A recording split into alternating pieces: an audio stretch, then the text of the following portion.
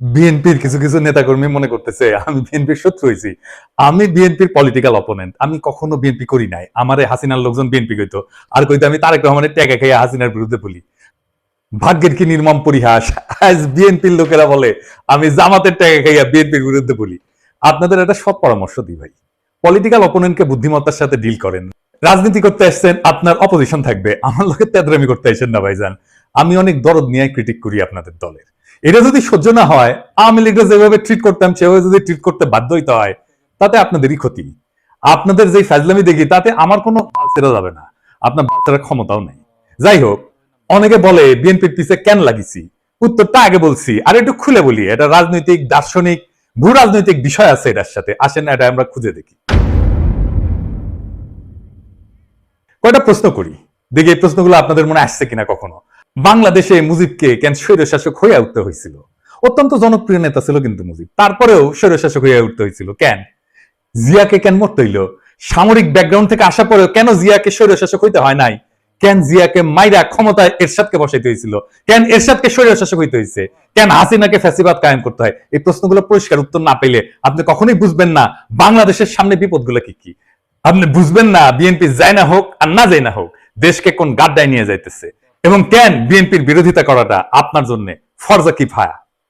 এইটা পরিষ্কারভাবে বোঝার জন্য আপনাদের বাংলাদেশ নিয়ে ইন্ডিয়ার কুরকুরানিটা কেন সেটা বুঝতে হবে। তা না হলে রাজনীতির কোনো হিসাব আপনি মিলাইতে পারবেন না, আর বারবার আপনি এইরকম স্বৈরশাসন আর ফ্যাসিবাদের কবলে পড়বেন। আসেন আল্লাহর নামে শুরু করি। আপনি যদি ভারতকে প্রশ্ন করেন আজকের দিনে তার সবচেয়ে ঝুঁকিপূর্ণ সীমান্ত কোনটা, কে তার সবচেয়ে কৌশলগতভাবে গুরুত্বপূর্ণ প্রতিবেশী, পাকিস্তান কিন্তু না, উত্তরটা হইল বাংলাদেশ। বাংলাদেশ কেন ভারতের একটা জীবন্ত দুশ্চিন্তা, সেটা বুঝতে হলে আপনাকে দুইটা জিনিস একসাথে দেখতে হবে। প্রথমত, ভারতের কাছে বাংলাদেশের সবচেয়ে বড় সমস্যা হলো তার ধর্ম, ডেমোগ্রাফি। বাংলাদেশ মুসলমান সংখ্যাগরিষ্ঠ দেশ, এটা তো জানা কথা, কিন্তু আশ্চর্যের ব্যাপার হইলো ভারতের পূর্বাঞ্চলে একসময় মুসলিম মেজরিটি ছিল। আসাম থেকে শুরু করে নাগাল্যান্ড পর্যন্ত পুরানো ক্যাবিনেট মিশন প্ল্যানে পূর্ব ভারত বরাবর মুসলিম সংখ্যাগরিষ্ঠ অঞ্চল হিসেবে বিবেচিত হয়েছিল। ক্যাবিনেট মিশন প্ল্যান কি? আসেন এটা একটু খুঁজে দেখি। ক্যাবিনেট মিশন প্ল্যান হচ্ছে 1946 সালে ব্রিটিশ সরকার প্রস্তাবিত একটা সাংবিধানিক পরিকল্পনা, যা ভারত উপমহাদেশের রাজনৈতিক ভবিষ্যৎ নির্ধারণের জন্য গৃহীত হয়।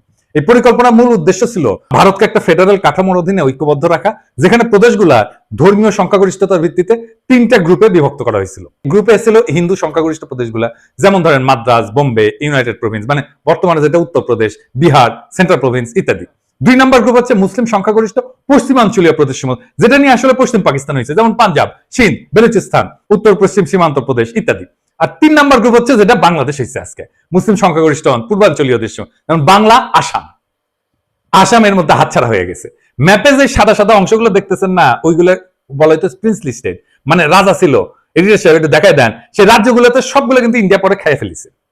আজকের দিনেও পশ্চিমবঙ্গের সরকার হিসেবে 27% মুসলমান জনগোষ্ঠী, আসামে সেটা 34%-এরও বেশি। বিজেপির রাজনীতিতে যে এনআরসি দেখেন না, তারপরে সিএ দেখেন, এগুলো মূলত বাংলাদেশের মুসলিমদের নিয়ে। মুখে বলা হয় পাকিস্তানি বা আফগানদের কথা, কিন্তু ভিতরে ভিতরে ভয়টা হইলো বাংলাদেশের 17 কোটি মুসলমানদের কয়েক শতাংশ যদি চলাচল শুরু করে বর্ডার ক্রস করে, তাহলে গোটা অঞ্চলটার ডেমোগ্রাফি বদলায় যাবে। এই ভয় থেকে সিএ এনআরসি আসামে শুরু হয়, পরে ছড়ায় পরে গোটা ভারতে। সে মনে করে বাংলাদেশের মুসলমানরা ভারতে ঢুকে এই অঞ্চলগুলোকে যদি মুসলমান প্রধান বানায় ফেলে, তাহলে তো সেই রাজ্যগুলোকে রাখতে পারবে না তারা। তো এই ডট থেকে ভারত কি করে, সে 4000 কিলোমিটার এক কাঁটাতারের বেড়া বানায়। এটা পৃথিবীর সবচেয়ে দীর্ঘ সীমান্ত বেষ্টনী, এবং এইটারে সে দুনিয়ার সবচেয়ে সহিংস বর্ডার বানাইছে।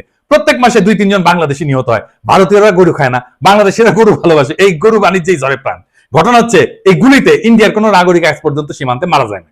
ভারতের অধিকার আছে বেড়া দেওয়া, ওর মুরগি উই লেজে কাটুক, কিন্তু আমরা বলার কে, রাষ্ট্র চাইলে সীমান্ত বন্ধ রাখতে পারে। কিন্তু বাস্তবতা হলো বাংলাদেশিরা তো ভারতে যেতে চায় না, যেতে চায় মধ্যপ্রাচ্যে, সিঙ্গাপুরে বা অন্য কোথাও। তবে তারা চলমান মানুষ, উদ্যমী পরিশ্রমী মানুষ, তারা চলে যায় সবখানে, এমনকি করাচিতেও। এখানে আসে দ্বিতীয় সমস্যা, সেটা হইতেছে এই শিলিগুড়ি করিডোর বা চিকেন নেক।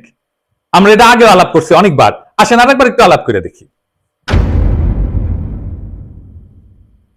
ভারতের 7 সিস্টার্স মানে নর্থ ইস্ট বাংলাদেশের ওই পাশে অবস্থিত, আর এই অঞ্চলের সাথে বাকি ভারতের যোগাযোগ হয় মাত্র 15 কিলোমিটার প্রশস্ত শিলিগুড়ি করিডোর, যেটাকে চিকেন নেক বলা হয়। এর চারপাশে চীন, ভুটান আর নেপাল। এই করিডোর যদি কেউ একদিন কেটে দেয়, তাইলে উত্তর পূর্ব ভারত বিচ্ছিন্ন হয়ে যাবে, ভয়টা এখানে। আর তার উপরে নর্থ ইস্ট নিজেই একটা বিশাল সমস্যা, ত্রিপুরা, মিজোরাম, নাগাল্যান্ড সবখানে গোষ্ঠীগত সংঘাত, ধর্মীয় ভিন্নতা, ভাষা সংস্কৃতির বৈপরীত্য, অনেক জায়গায় বিদ্রোহ হইতেছে, আবার অনেক জায়গায় বিদ্রোহীরা মায়ানমারের বিদ্রোহী গোষ্ঠীর সাথে যুক্ত। তাহলে ভারত ওইখানে যুদ্ধ বাঁধলে ট্যাঙ্ক পাঠাবে কিভাবে, সেনা পাঠাবে কিভাবে, ভারী অস্ত্রশস্ত্র পাঠাবে কিভাবে?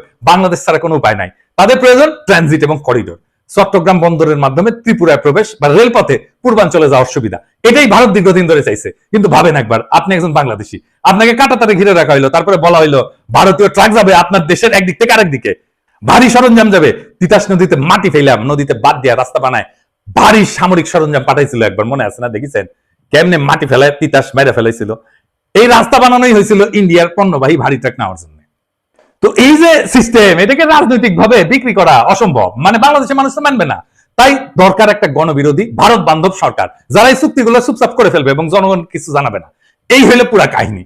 ভারত কেন বারবার বলে বাংলাদেশ আমাদের সবচেয়ে গুরুত্বপূর্ণ মিত্র?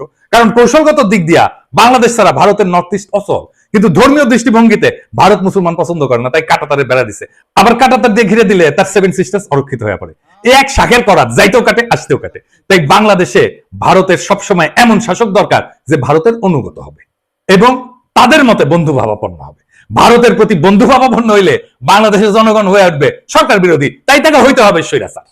বাংলাদেশের 3টা ভারত বান্ধব সরকার ছিল, মুজিব, এরশাদ আর হাসিনা। 3টাই স্বৈরশাসক।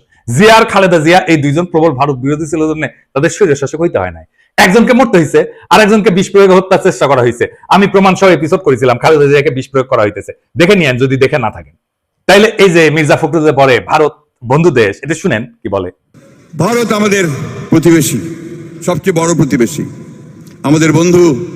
আমাদের যুদ্ধের সময় 1971 যুদ্ধের সময় আমাদের সহযোগিতা করেছিল। আমরা ভারতের কাছে সবসময় প্রত্যাশা করি যে ভারত বাংলাদেশের মানুষের পাশে দাঁড়াবে। শুনেছেন তো?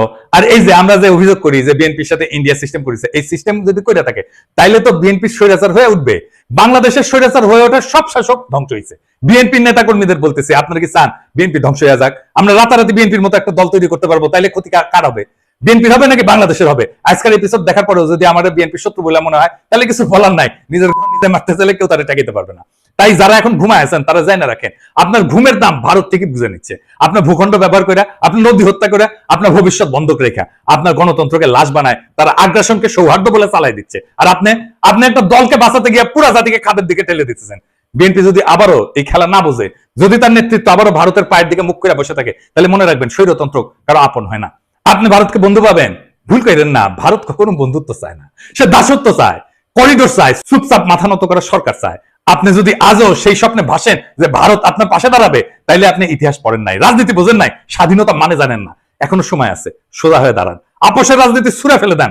যারা আপনার সমালোচনা করতেছে তাদের ভয় করেন না, বিবেকটা বরং আপনার জাগ্রত করেন। কারণ আজকের দিনে সত্য বলা মানে বিদ্রোহ করা, আর এই বিদ্রোহী যদি শেষ আশ্রয় হয়, তবে আমি গর্ব করে বলি ইনকিলাব জিন্দাবাদ।